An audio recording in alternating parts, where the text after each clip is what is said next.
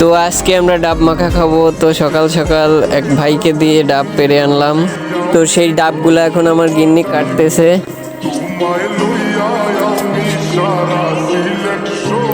একটা প্রায় অর্ধেক কাটা হয়ে গেছে, এখন আর একটা কাটবে।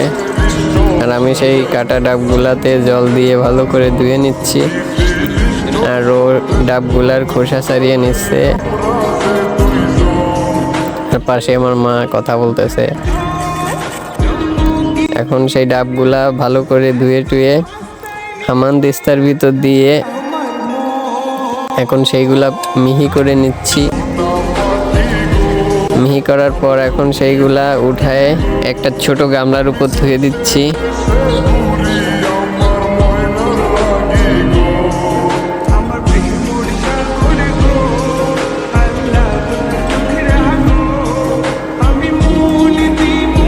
এখন আমার গিন্নি সেইগুলা তেঁতুল মরিচ দিয়ে লবণ দিয়ে ভালো করে মাখাচ্ছে।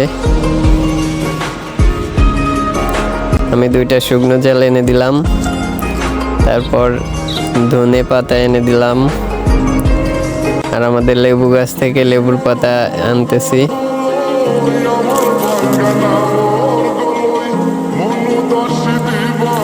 এই যে লেবু পাতা ধনে পাতা, ওর আমার গিন্নিকে সেইগুলা দিলাম।